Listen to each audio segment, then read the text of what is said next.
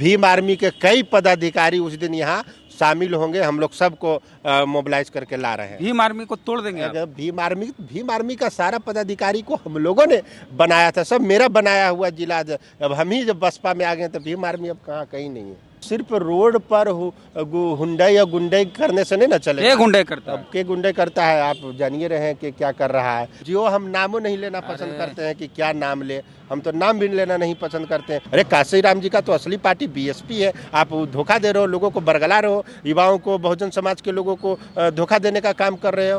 काशीराम के कारवा को आगे बढ़ा रहे हैं चंद्रशेखर। मीडिया के सामने रो रहे थे 1-2 टिकट। मान्यवर काशीराम जो वो हैं जो बहुजन मूवमेंट को आगे बढ़ाएं, और देश के जो प्रधानमंत्री उस समय थे नरसिम्हा राव, उनको बोले कि आए हम मिलना चाहते हैं। तो उनका जब दूत गया बोलने के लिए, तो मान्यवर काशीराम जी ने बोला कि जब नरसिम्हा राव जी को मिलना है तो वो हमारे पास है, हम उनके पास क्यों जाए। इनके जैसा थोड़ी है कि चल दिए एक सीट के लिए इधर उधर चल दिए, भटकते रहे और बहुजन समाज को मैंने बेच दिए। इस हॉल में 5000 लोगों के बैठने की क्षमता है।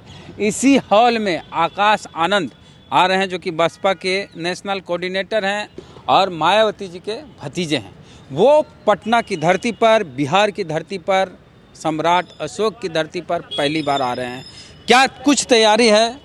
आकाश आनंद के स्वागत को लेकर बात करते हैं। अमर आज़ाद हैं, बीएसपी के दलित नेता हैं। अमर आज़ाद जी, क्या कुछ तैयारी हो रही है? बिहार में पहली बार आकाश आनंद आ रहे हैं। तैयारी तो बहुत है। जिस तरह से बहुजन आइडियोलॉजी को लेकर के, भारतीय संविधान को लेकर के पूरे देश में एकमात्र जो पार्टी है बहुजन समाज पार्टी, और जो बहुजन आइडियोलॉजी को लेकर के जो गरीब दलित पिछड़े अकलियत समाज को लेकर के पार्टी और मिशन का काम कर रही है, तो नेशनल कोऑर्डिनेटर राष्ट्रीय आकाश आनंद जी हैं जो बसपा के राष्ट्रीय कोऑर्डिनेटर, वो आ रहे हैं। और बिहार के प्रभारी श्री अनिल कुमार जी के निमंत्रण पर लाया जा रहा। तैयारी बहुत ज़ोरों से है, कई हज़ारों की संख्या में लोग आएंगे।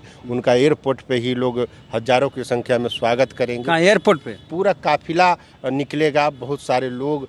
जितना फीडबैक हम लोग को आ रहा है, हर एक ज़िला से फ़ोन आ रहा है। दलित वंचित समाज के लोग, युवा हैं जो कह रहे हैं कि नहीं, बसपा बिहार में बहुत मजबूत हो रही है और हम लोग बसपा को ही वोट देंगे और एक अच्छा विकल्प है बिहार के लिए। बिहार में चंद्रशेखर आज़ाद रावण कई बार आए। पिछली बार आए थे तो सैकड़ों की संख्या में लोग आए थे।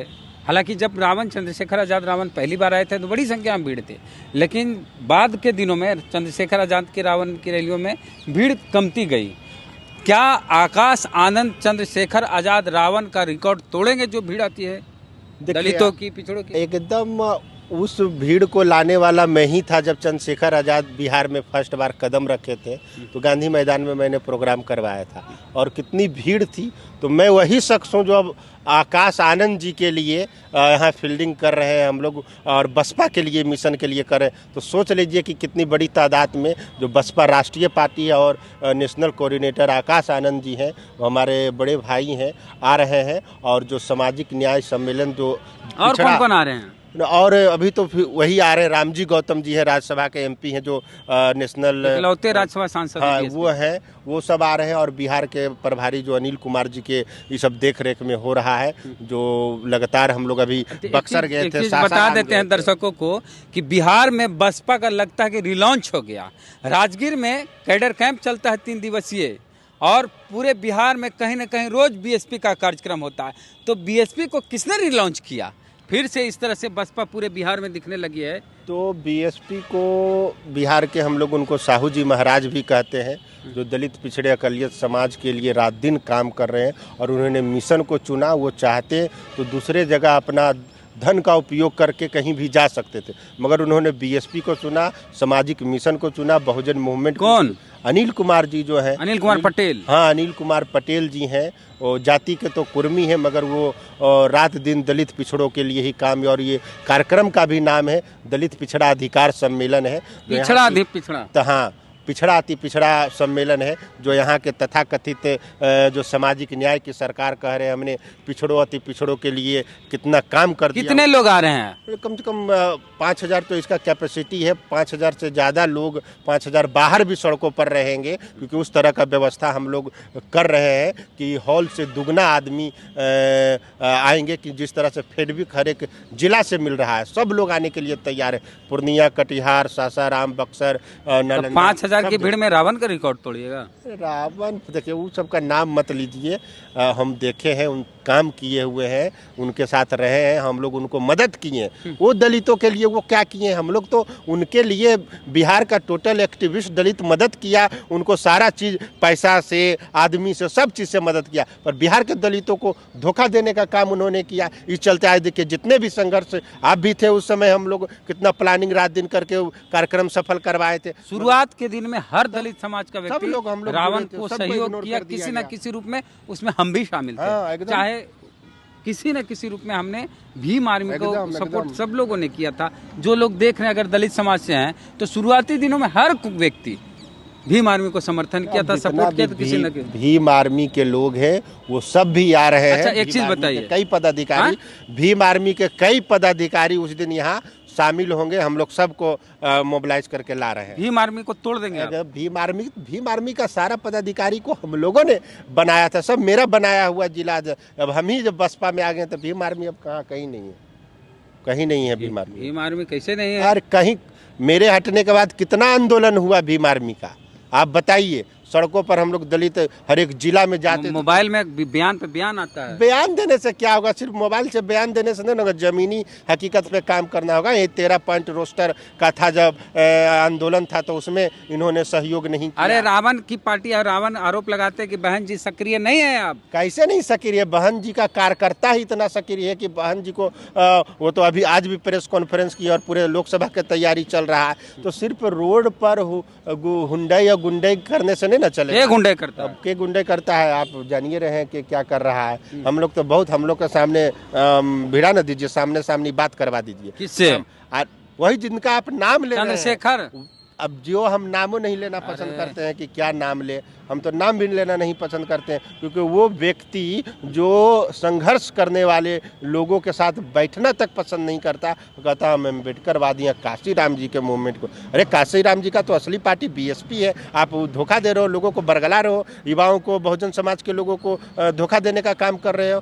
काशी राम के कारवां को आगे बढ़ा रहे हैं चंद्रशेखर। क्या कारवां को आगे बढ़ा रहे हैं? आप देखे होंगे कि पिछले विधानसभा में कैसे मीडिया के सामने रो रहे थे। 1-2 टिकट मान्यवर काशीराम जो वो हैं, जो बहुजन मूवमेंट को आगे बढ़ाएं, और देश के जो प्रधानमंत्री उस समय थे नरसिम्हा राव, उनको बोले कि आए हम मिलना चाहते हैं। तो उनका जब दूत गया बोलने के लिए, तो मान्यवर काशीराम जी ने बोला कि जब नरसिम्हा राम को जी को मिलना है तो वो हमारे पास है, हम उनके पास क्यों जाए? इनके जैसा थोड़ी है कि चल दिए एक सीट के लिए इधर उधर चल दिए, भटकते रहे और बहुजन समाज को मैंने बेच दिए, ये सब थोड़ी ना होगा। आपको चलाना था तो मिनिस्टर से जाके मिलते हैं, अरे मिल के फोटो खिंचा लेने से और ये करने से के लिए मैंने गए नहीं। अब गए वहाँ, मैंने वहाँ तेलंगाना में RS परवीन जो है बीएसपी का, वहाँ मजबूत पूरा कैडर हो रहा है, पूरे लोग जुड़ गए, तो यहाँ वहाँ जाके दलाली करने का काम कर रहे हैं, वहाँ पर तोड़ने का काम कर रहे हैं। और क्या करें? पूरा तो समाज इंटेलेक्चुअल यही बोल रहा है कि वहाँ पर जाकर के RS परवीन उनका पूरा कितने लोगों को, हजारों हजार की तादाद में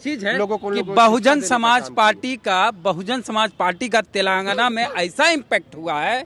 RS परवीन जी जो पूर्व IPS हैं, उनका प्रदेश अध्यक्ष वही हैं वहाँ के।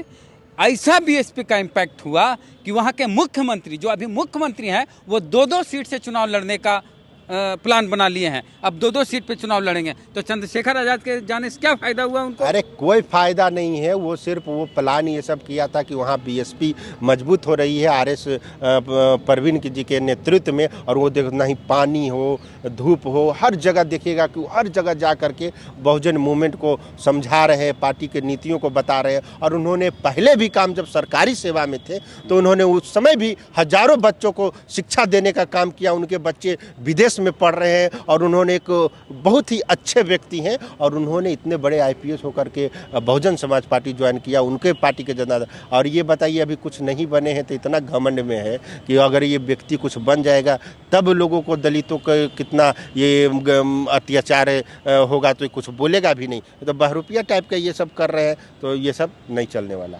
चंद्रशेखर ही विकल्प बनेंगे। कैसा विकल्प बनेंगे? क्यों विकल्प बनेंगे? मैंने अपने आप को बहुत 30 मार्का समझ रहे हैं।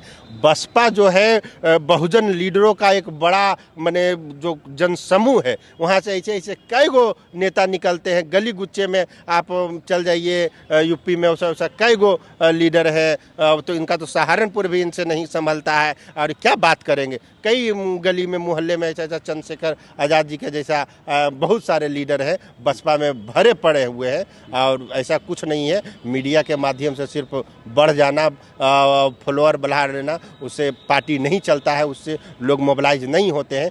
ज़मीन लेवल पे काम करना पड़ता है, नीति पे काम करना पड़ता है, बहुजन महापुरुष की आइडियोलॉजी पे काम करना पड़ता है और एकता की बात करनी होती है। इस तरह से तोड़ फोड़ की राजनीति नहीं करना चाहिए। चलिए, तो हमारे साथ अमर आज़ाद थे, बहुजन समाज पार्टी के दलित लीडर हैं बिहार के।